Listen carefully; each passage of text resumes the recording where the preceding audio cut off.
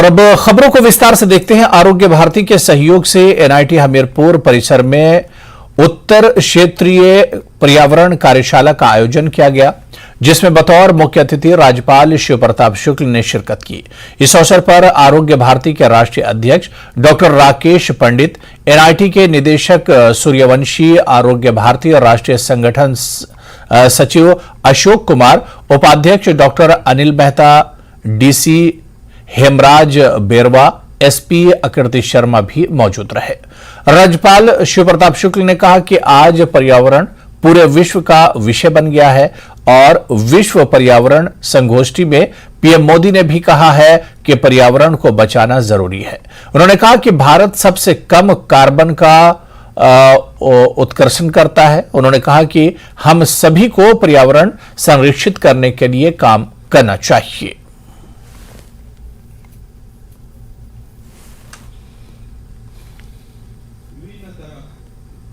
निश्चित रूप से मैं संस्कृत प्रेमी हूँ और हम प्रयत्न ये करते हैं कि जितनी भी सांस्कृतिक संरक्षण की जा सके वो किया जाए।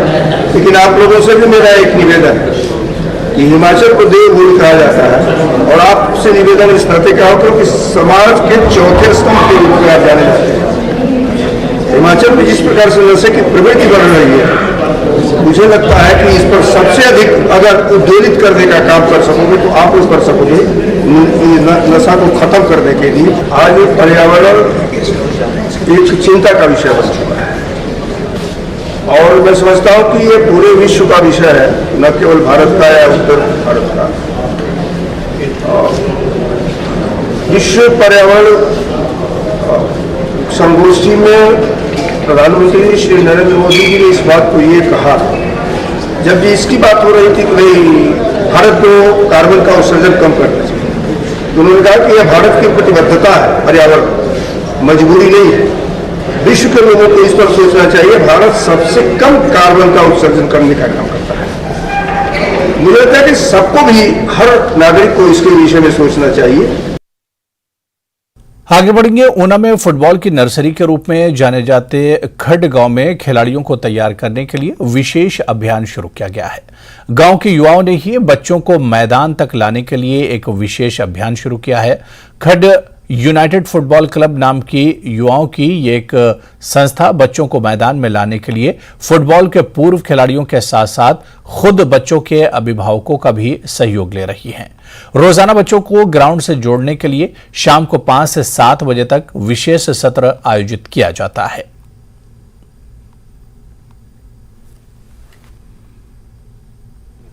छोटा सा गांव है हमारा, पर फुटबॉल के लिए इसका बहुत बड़ा नाम है। कहीं भी चले जाओ, खड गांव को, खड के बच्चों को हर कोई फुटबॉल के नाम से जानता है।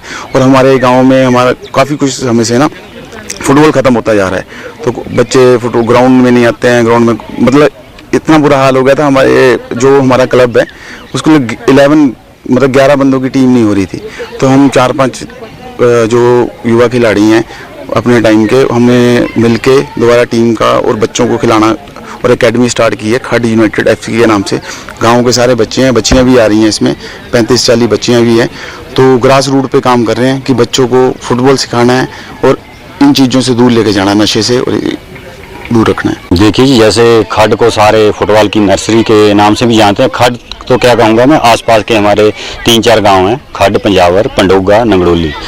यहाँ पे जो है जो एक कह सकते हैं कि सारे जिला ऊना की या हिमाचल की एक क्रीम फुटबॉल की निकलती थी। अब जैसे जैसे समय आगे बढ़ता गया तो बच्चे ये जो एक मोबाइल आ गया, मोबाइल के पीछे लग गए। हमारी जो जनरेशन है वो आउटडोर गेम को छोड़ के इंडोर गेम की तरफ आ रही थी। पुराने समय से एक फुटबॉल की नर्सरी चली आ रही थी, कहीं ना कहीं लुप्त हो रही थी। तो हमने सोचा कि सभी मिलकर एक प्रयास करें। इस प्रयास के तहत हमने तय किया कि सबसे पहले हमारे पास एक 2.5 साल का बच्चा खेलने के लिए आया, फर्स्ट डे। सेकंड डे दूसरा आया और आज हमारे पास इस टाइम 100 के करीब, जो आज की स्ट्रेंथ थी वो 97 और 10 बच्चे आज ने। माता शूलिनी पीठमगंज बाजार सोलन में सुंदरकांड पाठ एवं वार्षिक भंडारे का आयोजन किया गया है, जिसे लेकर मंदिर को भव्य तरीके से सजाया गया है। गंज बाजार स्थित माता शूलिनी पीठम में सुबह 11 बजे से सुंदरकांड पाठ शुरू हो चुका है। मंदिर में सोलन शहर के गुप्ता परिवार द्वारा बजरंगबली की मूर्ति स्थापना 5 वर्ष पूर्व की गई थी, जिसे लेकर हर वर्ष सुंदरकांड पाठ एवं वार्षिक भंडारे का आयोजन किया जाता है।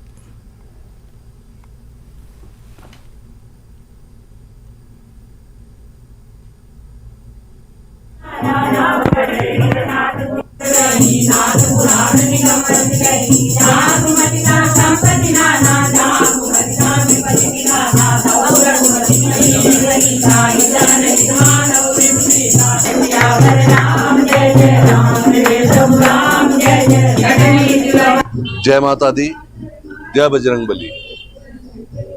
हमारे परिवार द्वारा गंज बाजार स्थित शूलिनी पीठम मंदिर में हमारे भाई अशोक गुप्ता द्वारा यहाँ पे एक हनुमान जी की बहुत सुंदर मूर्ति को स्थापित किया गया था, और साथ ही जो यहाँ पे शिव दरबार है और अन्य जितनी भी मूर्तियाँ उनका जीर्णोद्धार किया गया था और बहुत सुंदर ढंग से उसको बनवाया गया था। उसी के उपलक्ष्य में उनकी तरफ से और हमारे सारे परिवार की तरफ से हर वर्ष यहाँ पर भजन कीर्तन और भंडारे का आयोजन किया जाता है। तो उसी कड़ी में आज भी यहाँ पर अभी नीचे भजन कीर्तन चल रहा है, और उसके साथ ही ये जो मंदिर है इसको एक बहुत ही सुंदर ढंग से सजाया गया है, जिसमें कि तकरीबन 22 तरह के फूल लगे हैं। और इस मंदिर को सजवाने का मेन हमारा उद्देश्य ये था कि इस मंदिर को इस तरह से सजवाया जाए जैसे कि आपने देखा होगा कि वृंदावन के अंदर बांके बिहारी जी का दरबार सजाया जाता है। पुलिस जिला नूरपुर में एसपी कार्यालय में बने कमांड एंड कंट्रोल रूम से पुलिस जिला नूरपुर के अंतर्गत आने वाले सभी महत्वपूर्ण जगहों की निगरानी रखी जाएगी, जिसको लेकर फेज 1 महत्वपूर्ण साइटों को इस कंट्रोल रूम से जोड़ दिया गया है। यहां से हर साइट के लाइव निगरानी इसी कंट्रोल रूम से रहेगी और 24/7 समय इसकी सर्विस रहेगी, ताकि कोई संवेदनशील एक्टिविटी होती है तो उसके बारे में यहां जानकारी चल जाएगी और तुरंत कार्रवाई हो जाएगी।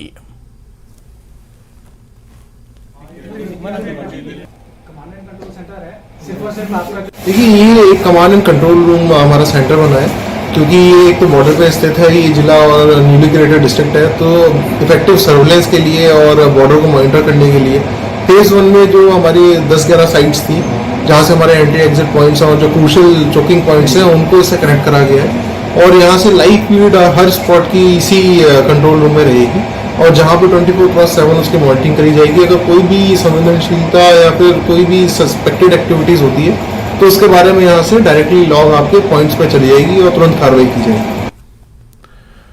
हिमाचल पथ परिवहन निगम द्वारा 2 इलेक्ट्रिक बसें शुरुआती तौर पर केलांग डिपो में शामिल की गई हैं और जल्द ही और बसों को भी शामिल कर इलेक्ट्रिक बसों के बेड़े में इजाफा किया जाएगा।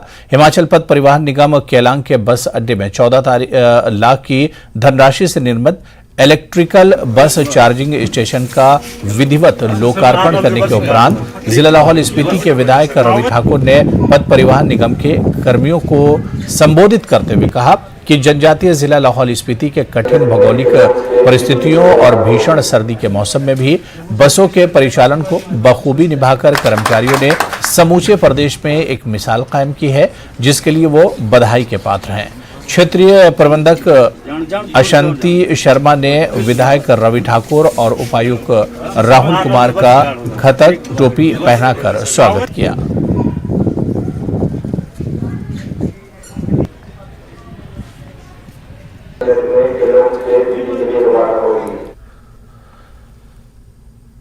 जिला लाहौल स्पीति में विश्व साइकिल दिवस के अवसर पर कई प्रोग्राम आयोजित किए गए। लाहौल साइकिल एसोसिएशन द्वारा केलांग बस अड्डे से विश्व साइकिल दिवस पर पर्यावरण संरक्षण और संवर्धन तथा स्वास्थ्य जागरूकता को लेकर साइकिल रैली का आयोजन किया गया। विधायक रवि ठाकुर ने साइकिल दल को हरी झंडी दिखाकर केलांग बस अड्डे से 15 किलोमीटर स्ट्रिंगरी हेलीपैड की ओर रवाना किया। 10,050 फुट से भी अधिक ऊंचाई वाले इस क्षेत्र में साइकिल रैली के आयोजन में 20 के करीब युवाओं और बच्चों ने भाग लिया। विधायक रवि ठाकुर, आयुक्त लाहौल स्पीति राहुल कुमार, सहायक आयुक्त ने भी साइकिल चलाकर लोगों को साइकिल चलाने की प्रेरणा दी।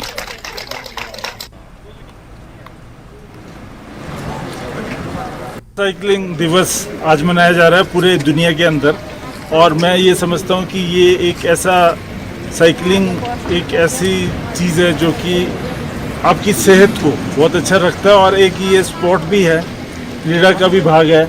और ख़ास तौर से हमारा लाहौल स्पीति का इलाका, यहाँ पर पूरे विश्व भर से भी लोग आए हैं और पहले क्रॉस कंट्रीज भी हुई है यहाँ पर।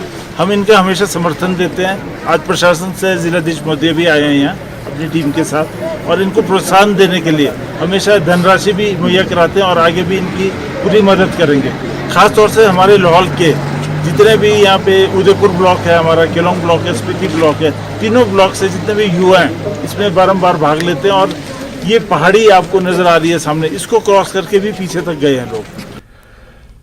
हिमाचल प्रदेश के दूसरे सबसे बड़े मेडिकल कॉलेज टांडा में आज से करीब 7 साल पहले तत्कालीन वीरभद्र सरकार में मंत्री रहे और नगरोटा बगवां के विधायक दिवंगत नेता GS बाली एक विशेषज्ञ योजना के तहत मदर केयर हॉस्पिटल लेकर आए थे। इसका मकसद प्रसव पीड़ा के तहत आने वाली गर्भवती महिलाओं को दर बदर न भटकना पड़े, साथ ही नवजात बच्चों को हॉस्पिटल के अंदर ही प्राथमिक स्तर पर सुरक्षित स्वास्थ्य सेवाएं मिल जाएं। GS बाली आज भले ही इस दुनिया में ना हो, मगर करीब 7 साल के लंबे अंतराल के बाद उनके सपनों की इस योजना को आज न केवल पंख लग चुके हैं, प्रदेश की मौजूदा सुक्खू सरकार ने इस मदर चाइल्ड हॉस्पिटल का नामकरण श्री GS बाली मदर चाइल्ड हॉस्पिटल रखने का फैसला कर लिया है, जिसके लिए बाकायदा सरकार ने नोटिफिकेशन जारी कर दिया है। जानकारी के मुताबिक इस हॉस्पिटल को लोक निर्माण विभाग ने करीब 40 लाख रुपए की लागत से तैयार किया है। इस हॉस्पिटल के अंदर 200 बिस्तरों की व्यवस्था की गई है। इसी तरह आप देख रहे होंगे कि हमारी बहुत सारी बिल्डिंग्स अपकमिंग हैं, और उसमें से एक बिल्डिंग है वो है MCH mother and child hospital, और सरकार ने एक अधिसूचना जारी की है जो मैं आपके साथ शेयर करना चाहता हूं। और उस अधिसूचना के अनुसार इस 200 bedded mother and child hospital का नाम Shri GS Bali mother and child hospital रखा गया है। ये भवन, ये जो 200 बेडेड भवन है, ये हमारे को एक स्कीम थी जो 2016 में हमारे को सैंक्शन हुई थी। इसकी टोटल लागत बिल्डिंग की 40 करोड़ रुपया है, और ये काम जो है वो PWD जो है वो उसकी एग्जीक्यूटिव एजेंसी है। काम तेज़ी से चला हुआ है और हमें उम्मीद है कि ये शीघ्र ही ये काम पूरा हो जाएगा। और इसी दौरान हमारे को विभिन्न उपकरण जो इस संस्थान को चलाने के लिए चाहिए वो भी आ गए हैं, और उन सब उपकरणों का इंस्टॉलेशन ग्रेजुअली हमने चालू कर दिया है। हम ये चाहते हैं कि ये सामान जो आ रहा है वो जल्दी से जल्दी यहाँ लग जाए, और हमें उम्मीद है कि अतिशीघ्र ये संस्थान सुचारू रूप से चलने लगेगा। आगे बढ़ेंगे। कुल्लू पुलिस ने नशे के खिलाफ अभियान के तहत मणिकर्ण घाटी के जरी में 1 किलो 207 ग्राम हशीश ऑयल की पहली खेप बरामद की है। गश्त के दौरान पुलिस टीम ने पंच बहादुर पुत्र मंगले बहादुर निवासी नेपाल के कब्जे से 1 किलो 207 ग्राम हशीश ऑयल बरामद की है। पुलिस ने आरोपी के खिलाफ NDPS एक्ट की धारा 20 के तहत मामला दर्ज कर गिरफ्तार किया है। पुलिस ने नशा तस्कर को कोर्ट में पेश किया, जहां कोर्ट ने आरोपी को 6 जून तक पुलिस रिमांड पर भेज दिया है।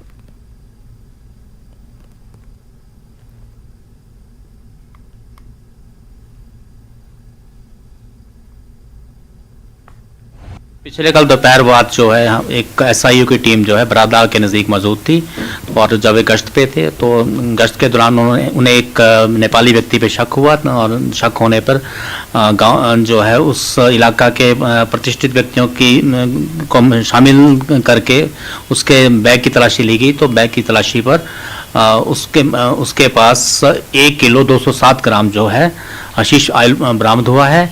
और जो जिस व्यक्ति से ये हशीश ऑयल बरामद हुआ है उसका नाम जो है वो नेपाली है और उसका नाम पंच बहादुर है। उसे उस वक्त गिरफ्तार करके जो आज कोर्ट में पेश किया गया था। कोर्ट माननीय अदालत ने इसका 6 जून तक जो है पुलिस रिमांड प्रदान किया है। इस रिमांड के दौरान हम कोशिश करेंगे ये पता करने की कि ये हशीश ऑयल उसने कहाँ से प्राप्त किया था और इसे कहाँ बेचना चाह रहा था। तो खबरों का सिलसिला जारी रहेगा। यहां पर फिलहाल रुकेंगे छोटे से ब्रेक के लिए।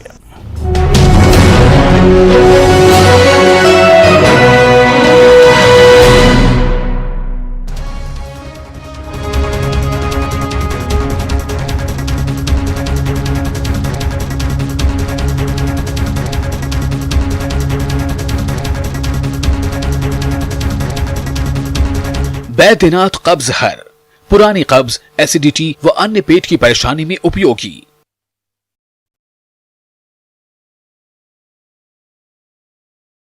के साथ हुई मुठभेड़ के बाद मेढर में भी बढ़ाई गई सुरक्षा। विभिन्न इलाकों में जम्मू कश्मीर पुलिस और अन्य सुरक्षा बल नाके लगाकर वाहनों की ले रहे हैं तलाशी। जम्मू कश्मीर के लेफ्टिनेंट गवर्नर मनोज सिन्हा ने वीडियो कॉन्फ्रेंसिंग के जरिए श्री अमरनाथ की प्रथम पूजा में की शिरकत। सालाना अमरनाथ यात्रा 1 जुलाई से होगी शुरू। श्रद्धालुओं में खुशी की लहर। अमरनाथ पेट सफा आयुर्वेदिक चूर्ण, पेट सफा तो हर रोग दफा।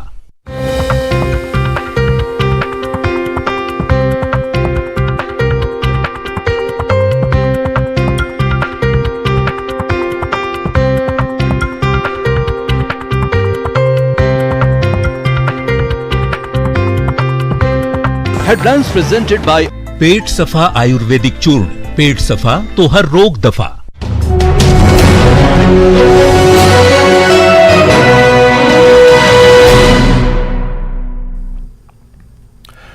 चलिए ब्रेक के बाद आगे बढ़ेंगे। डिप्टी सीएम मुकेश अग्निहोत्री ने केंद्र सरकार पर हिमाचल प्रदेश के विकास को रोकने के लिए साजिश रचने का इल्जाम लगाया है। उप मुख्यमंत्री ने कहा कि केंद्र सरकार की तरफ से हिमाचल प्रदेश की कर्ज की सीमा को घटाया जाना एक बड़ी साजिश है। उन्होंने कहा कि इस साजिश में हिमाचल भाजपा के कुछ नेता भी शामिल हैं जो बार बार दिल्ली जाकर हिमाचल प्रदेश की सरकार के विकास कार्यों को रोकने का प्रयास कर रहे हैं। भारतीय जनता पार्टी और केंद्र दोनों ये चाहते हैं कि इस में रुकावटें पैदा की जाएं और जो हमारी कर्ज की सीमा है उसको घटाया जा रहा है। ये एक केंद्र प्रायोजित षड्यंत्र है, केंद्र प्रायोजित षड्यंत्र है और उसमें हिमाचल भाजपा के कुछ नेता शामिल हैं जो दिल्ली को जाके बार बार ये मैसेज दे रहे हैं कि हिमाचल प्रदेश सरकार को जो है वित्तीय तौर पे परेशान करो और उनमें कटौतियां करो। तो उसके चलते जो है उन्होंने जो पूर्व शासन में 14,500 करोड़ की कर्ज की लिमिट थी उसको 9,000 करके जो है एक बहुत ही गलत कदम उठाया है। बिलासपुर के स्वारघाट में सुनार की दुकान पर सेंधमारी कर चोरों ने करीब 25 लाख के जेवरात की चोरी कर ली। पुलिस इस घटना में शामिल चोरों का पता लगाने में जुटी हुई है।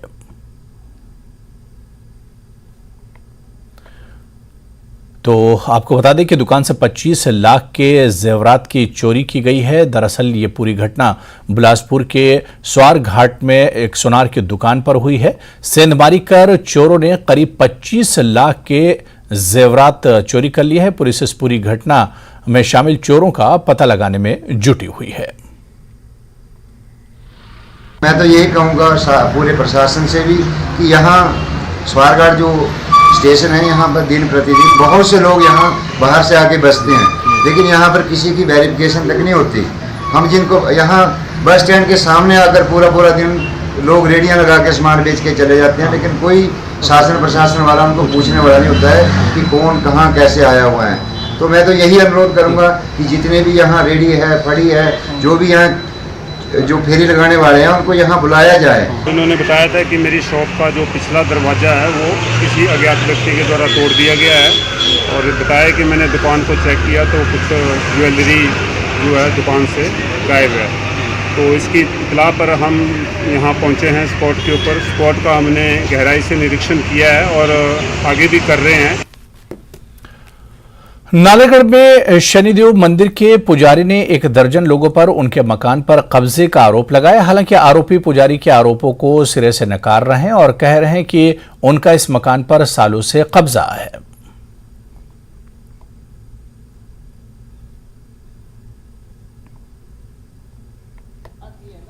मेरे पड़ोसी ने जी, अमृतलाल ने अपने बच्चों के साथ और 10-12 लड़के और थे जी, उनके साथ आके मेरी प्रॉपर्टी में, मेरी ज़मीन में आके जी मेरे घर में घुस के सारा सामान उठा के बाहर फेंक दिया जी।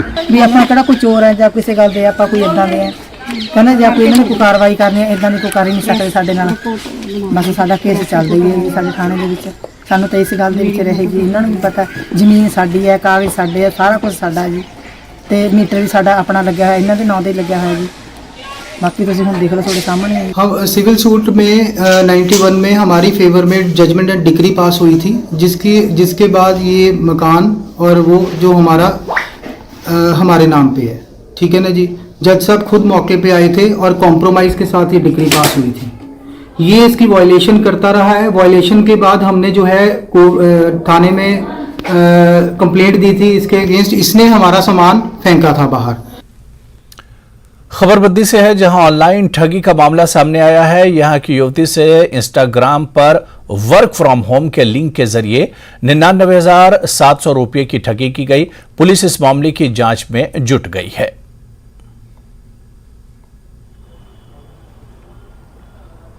शिकायत करता है, उन्होंने तहरीर किया है कि उनके पास व्हाट्सएप के नंबर पे एक लिंक आया था। लिंक के माध्यम से जब उन्हें क्लिक किया तो उसमें मैसेज आया कि उन्हें कुछ समय चंद घंटे काम करने के 6 से 8 हज़ार रुपये का फ़ायदा मुनाफा होगा।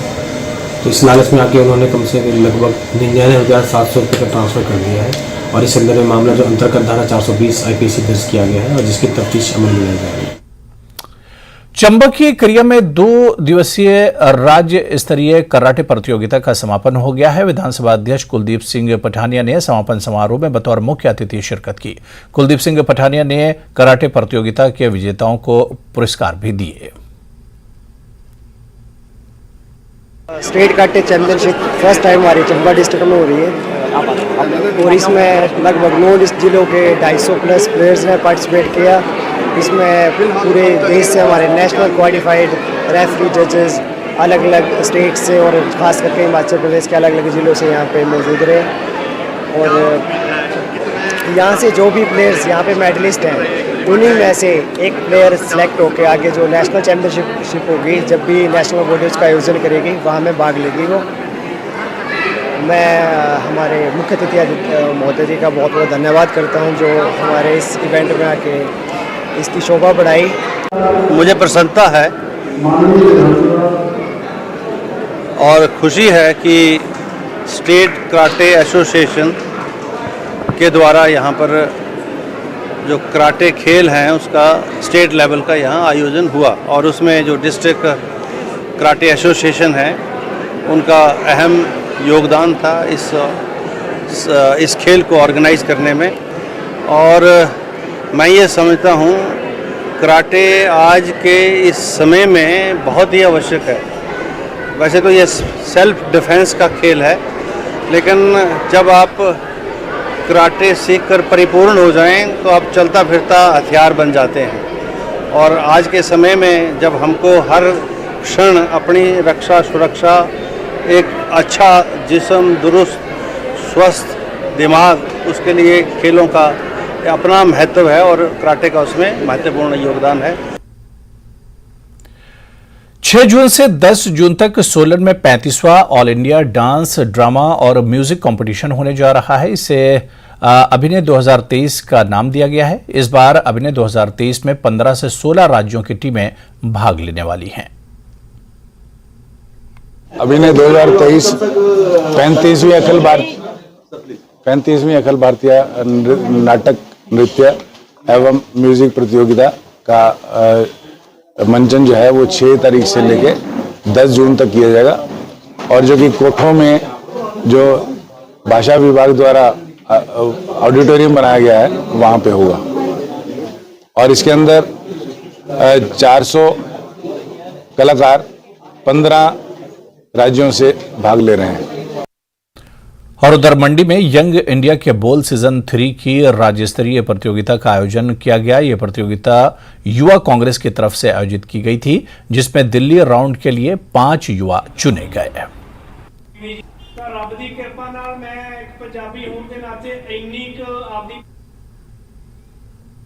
तो चलिए, इस बुलेटिन में अभी फिलहाल इतना ही। नमस्कार। करने हैं